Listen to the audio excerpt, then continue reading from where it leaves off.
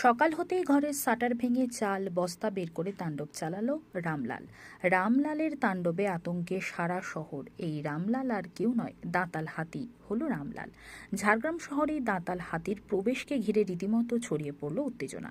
ঝাড়গ্রাম শহরের শ্রীরামপুর, বেনাগেরিয়া, সুভাষপল্লী, পুরাতন ঝাড়গ্রাম একাধিক এলাকায় দীর্ঘক্ষণ তাণ্ডব চালায় রামলাল। রামলালকে দেখতে যেমন রীতিমতো শহরের মানুষের মধ্যে উৎসাহ, তেমনি আতঙ্ক ছড়িয়েছে শহরে। কালকে থেকে আমি খবর দেখলাম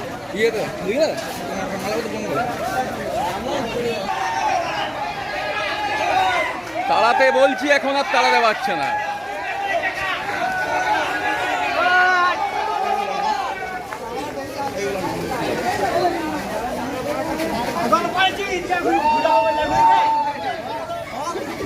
ছাগল পাইছে এদিকে ঘুরালে ঘুরবে।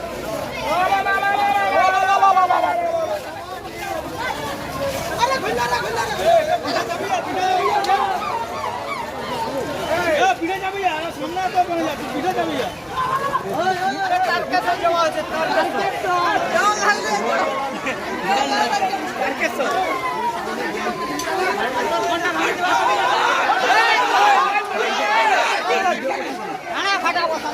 শ্রীরামপুরটাই না রাস্তা করে সোজা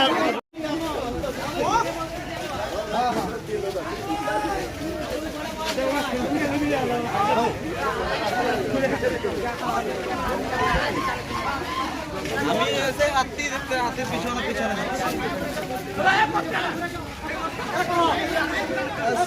সকাল হলে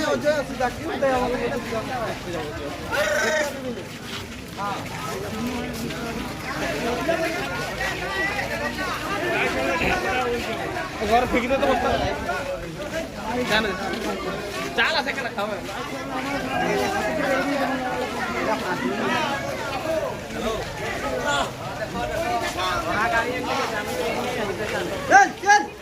দাঁড়িয়ে দাঁড়িয়ে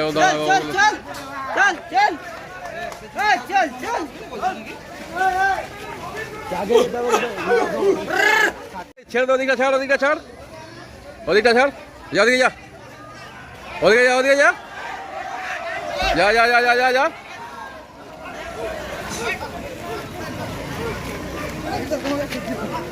গাড়িটা দিয়ে রাখতো, গাড়িটা দিয়ে ওই যে নিয়ে ছেড়ে দিয়ে না। ব্যারিকেড করছিস কেন তোর বাবুকে?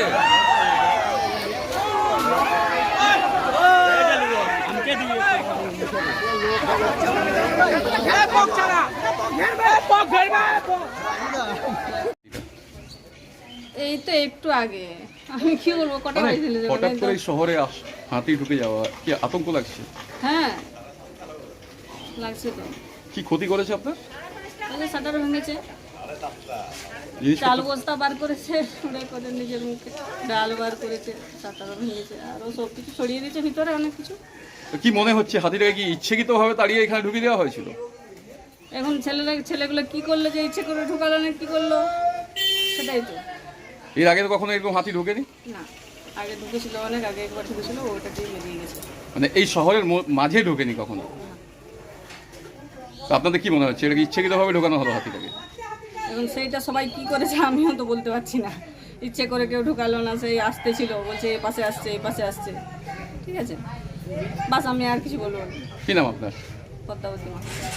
এর মধ্যে হাতি হঠাৎ করে এরকম শহরের মাঝে হাতি ঢুকে যাওয়া, এটা কি একটা তো আতঙ্ক লাগছে?